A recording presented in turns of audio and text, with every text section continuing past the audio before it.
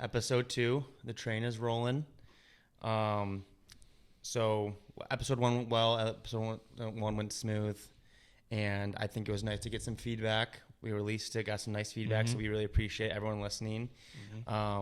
So we set the goal to do an episode. We set the goal to do 10 episodes, and that kind of led us to the thought of this episode, which we talked about how we kind of want this episode to be based around setting goals and the importance of setting goals, and how beneficial it really can be and helpful it can be in our day-to-day lives to the big picture if we do set goals. So just give me kind of an idea of what you think right now with, goal setting, and kind of just to get us started here. Yeah. So, I think it's extremely important to have goals in life, because if not, you get bored and you kind of lose sight of what you should be doing. So if you have a vision on what you should be doing, you set goals as kind of like checkpoints to get from one spot to the next. I think, our dad showed us his goal card when we were kids. He would literally take a little note card, write some goals on it. He'd carry that with him in his wallet and just kind of look back on that throughout his day and throughout life. And I think that's kind of carried over throughout all different aspects of our life, as far as, setting goals as checkpoints and that type of thing as we're, going through different things. Yeah. I think that on his card, I'm pretty sure I had like a big picture card. I mean, a big picture goal, a small goal, like a daily goal, a weekly goal. So it's a good breakdown. And, as we get into the topic about goals, I think that everyone should be setting them. I think that a brain that is constantly working towards something and having something to work for based off of a goal keeps the world moving around and keeps people motivated and keeps people continuing to improve. So like when reflecting back to you and everything, what is a challenge that we see with goal setting? Like, what is a barrier that we kind of talked about earlier? I think one of the biggest things with goal setting is figuring out how far or how significant that goal should be, or how far out it should be. So there are goals that, a good healthy goal is something that's not super easy, but it's also not impossible. If it's literally just an extremely small task, like you said last time, small progress is still progress. Slow progress is still progress. So that is a goal, but you also need to have those bigger ones as well. So that way you're just constantly building on those small wins every time. So you kind of I like to have kind of some small goals, and then they work towards those larger ones at hand. Right. Yeah. So just an example, we wanted to do 10 episodes, but we couldn't get there without doing the first episode and before going to the second episode and everything. So I think that's a big thing, is the progression working towards your goals, is that you got to have obviously that big goal. Yeah, progression's the key word. The small goals on the way to achieve that is very important, I think. So you brought up a really good point earlier, which is why I wanted to talk about this topic, but the limitations that we set in our mind about how good about a goal or something we can accomplish, and how, we can actually prove ourselves wrong. So give us back what you think about that. Yeah. So I don't know if this is like an actual theory or concept or something. But something that I always thought about was when we were growing up, we always went to the gym starting at a young age as teenagers for hockey. And the gym we went to from the time we were like 13 years old until 21 or something, right. Pretty much daily that whole time period was Trenton Athletic Club. And that was a great gym in the sense that it had all the equipment we needed. All the basics. The basics, however, it had its limitations, which created some limitations on our mindset that I didn't even realize until, I got older and went somewhere else. So at that time, the largest dumbbells at that gym were the 100-pound dumbbells. So when I was thinking about, so cool. Yeah. Like if we could get to the 100-pound dumbbells, that'd be it all. Yeah. So. And there was a few guys there that did do, they'd dumbbell press, the 100 pounds on the bench, and you like literally the rest of the room would stop and watch whoever it was doing 100 pounds. So I never got there. I got it a few times. Not too much at that time. Not much. So we would look at that, and then a few years later, we started going to a different gym, Raise the Bar, and that was a gym that we started going to when you were bodybuilding, and that mentality was 100 pounds is halfway through the rack, because at that gym they had dumbbells from 5 pounds all the way up to 200. I think it was close to 250. Yep. And the reason for that was not just like everyday people or not just like athletes. That was a gym designed for bodybuilders. And the mentality of the limitation completely changed from thinking 100 pounds was the ultimate goal, now to thinking, okay, 100 pounds, you're halfway there. You're actually 250 pounds is what you need to be shooting for. And so I think that translates to the rest of life as kind of a dumbbell rack theory, in the sense that if you can only see what's in front of you, you're only going to have that as the goal. And in order to actually conceive that further out goal, you need to be able to actually know that it's there and then start working towards that. 100%. Like, just to stay on that one example for a second, I wasn't the strongest dude ever, but like I was able to get the 100-pound dumbbells a few times, and I was like, this is it, I'm good. And then I got to the new gym, and I'm like, okay, now I want to do the 105s, I want to do the 110s. And I think that concept, like you said, can apply to a lot of things in life, about how working towards something, it's almost like, the whole saying, like, if your dreams doesn't scare you, it's not big enough. Yep. And I think that's a little bit exaggerated. I think there can be some goals that are beneficial and like a good goal if it doesn't scare you. But overall, I think that like having those big goals are important, because, okay, you don't accomplish the end goal. Let's say you set a goal that was way too big, all right?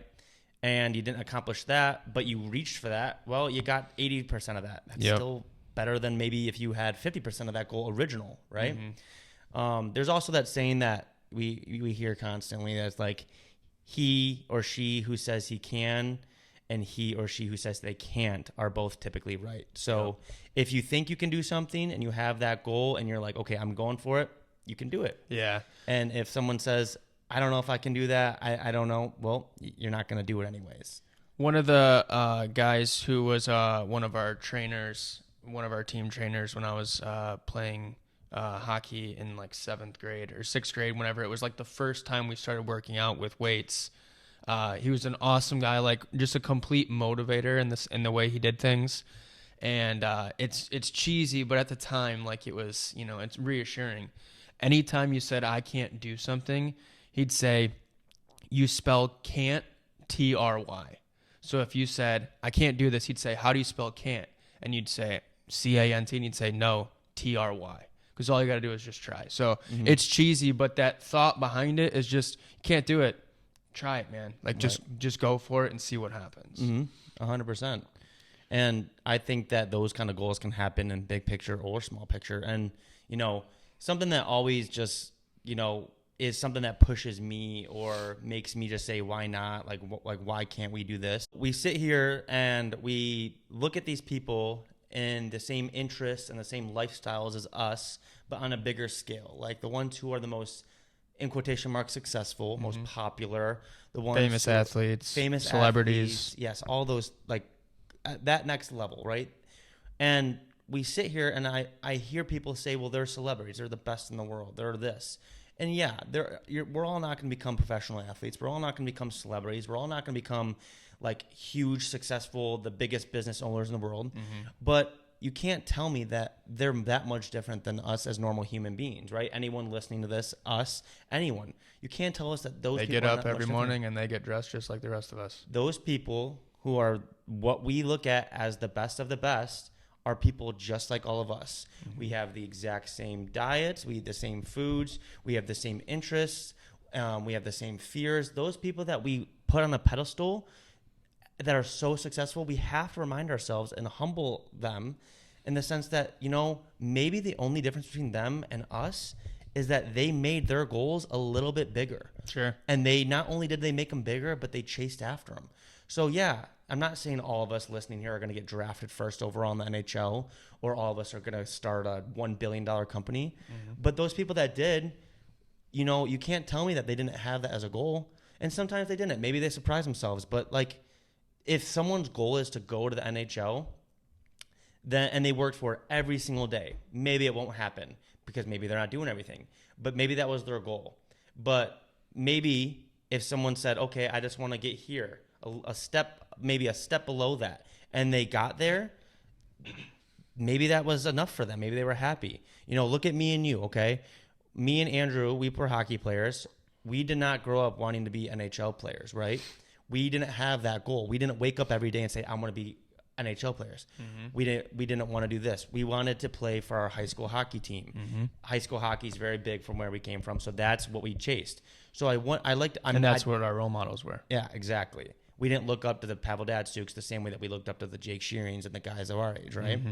So just on a smaller scale. So the reason I say this is, okay, what if, and we have no regrets at all. I can speak for you too. But I wonder what would happen if we had that goal of working towards the NHL. Okay, we leave and go play AAA. Right. Or so we have no regrets in part because we accomplished what we wanted to as playing for the high school team together. We had success individually. Most importantly, we won states together as a team. And then those relationships that we got being from Trenton and that community grew up in translated right to coaching and having the relationships that we have today, which is in part why we're even doing any of this. True. So because all of those guys that we grew up with, who are our friends and whatnot, that helped us become the players and then the coaches that we became. And now we have all these younger guys, players, and now they're in college and even graduated and whatnot too, that we have these great relationships with, that if we would have went off and done other things with our playing career, we probably wouldn't have even done any of this. And coaching, SDI, would not have even been in the equation. Right.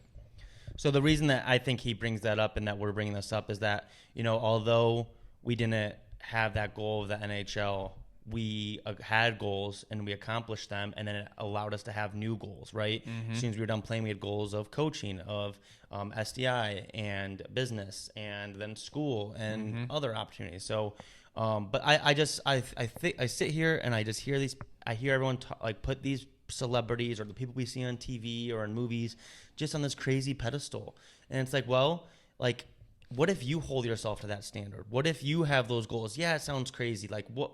But why not? Why can't one of us do that? Why can't, they're just normal people, right? It's really easy for us to look at them when they're at their top and in the peak and not see that they had to grind. They had to set goals that scared them. So why can't any of us do that, you know? So when we sit here and we listen, it's just these celebrities and everything, they had to work to get there. These professional athletes, they had to work to get there. These successful business owners, they had to work to get there. It didn't just come easy to them. So if you know it didn't come easy to them, it's not going to come easy to us either, or anyone out there who's listening. So why is it that we can't have those crazy goals, you know? I think that's all mental. That's what it's coming down to. Most of this is mental. Most of this is just what you can believe in, the support you're getting from other people, and just literally doing it. Yeah. I think that everyone out there, they owe it to themselves to not only work hard, obviously be good people, but they owe it to themselves to have big goals and big dreams.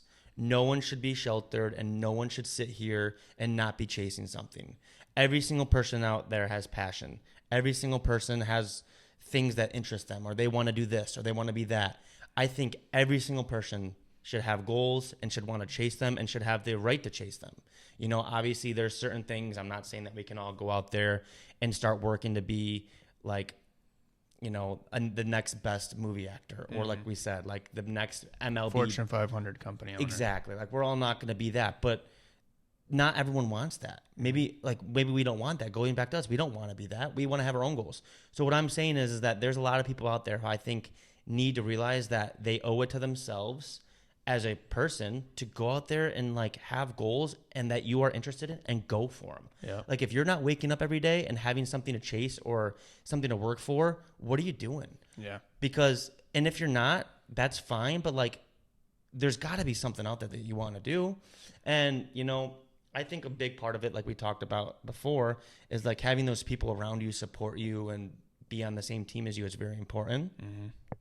But if you don't have the people around you that's supporting you with these goals, or maybe it's too scary that you need a little bit of someone to say, hey, you're okay, do this. Well, then start surrounding yourself with someone else.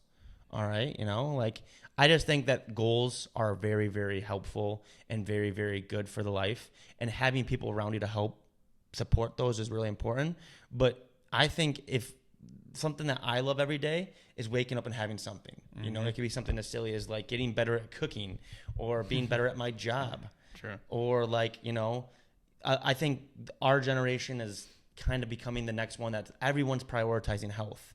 You know, not that there wasn't in the past, but like I love how many people have goals for their health. Yeah, and the fitness aspect. The fitness industry and everything, like how they want to lose weight, or they want to use organic materials, or just have a better diet, or be active. I think that is a huge thing that is great. Mm-hmm. But with that, I think that it's great to keep having goals, whether it's, like you said, lose a pound a week, or lose 10 pounds in the next year, or get better at cooking, or whatever. But I think fitness is a great way to get a taste of how to set goals, and then you can use it for other aspects of your life as well. Yeah. I just think when people are setting goals for their fitness, it's a very easy to scale it. Okay, the biggest thing is everyone wants to lose weight, right? So it's easy. You can step on the scale. You can look in the mirror to measure to see if you are achieving those goals or not, right? But that should apply to almost every aspect of life. Sometimes it's not as easy to see it in the mirror, or there's not a scale to step on to see it, like your success, or to see if you're achieving that goal.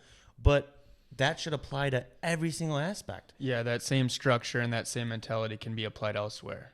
Like for me, when I was playing hockey, every you know, when I was free, I would work out, shoot pucks, stick handle, whatever it was to improve as a hockey player. And right when I was done, I lost a little sense of direction for a couple of weeks or so until I found the next thing, because I was like, all right, now with this free time, what am I going to do with it? What am I going to put towards what goal am I setting next? What thing am I going to focus on, you know, my energy for next? And then I found coaching, and I was excited about school and starting SDI and all these other things. And then all that same structure and those same habits that I had built from playing hockey and working out, as you're saying, I just applied to the next thing. Right. And you just change that. You just change your focus, and you take those same habits and those same routines and same, work ethics and all those things, and you just apply them to the next thing. Exactly. That's perfect. And, you know, even just giving more examples, like, you know, I'm a newer nurse, and we have someone on our unit who's called the charge nurse. So they help with every nurse. They kind of see over the unit and everything. And like when you first started, I felt like I was going there once an hour, like going and asking them a question. And I'm not afraid to ask questions or ask for help. No problem. I think that's a big things in life. But just a way for me, I would show up and I was like, okay, I have a goal to only talk to him once an hour. And then it was like, but if I need to, I'd go talk to him. But then I would have like, okay, a goal. My next goal was let's just talk to him like, you know, a couple times in the morning. I mean, at the start of the shift, a couple times at the end.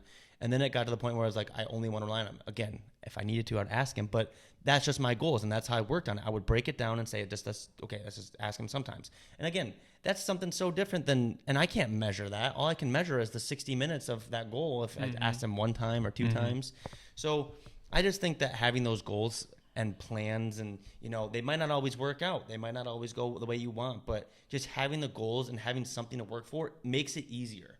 If you just walk out your door every day and just say, let's let life happen, yeah, there's some cool things to that, and you might be able to achieve some stuff still, but I feel like when you have goals or something to work for, the outcome will be better for you, and it will even open your door to even more things. Mm-hmm. So last week we ended the episode by like leaving people with a thought or a question about looking inner and evaluating where you are and seeing if there's anything that's holding you back from taking a risk or that next change in life or whatever it may be. And for everybody that sent in, a comment or texted us or whatever, or even something that you did that you didn't tell us about, we appreciate that. And as Griff said last week, if one person did that, then this is a successful podcast in our eyes.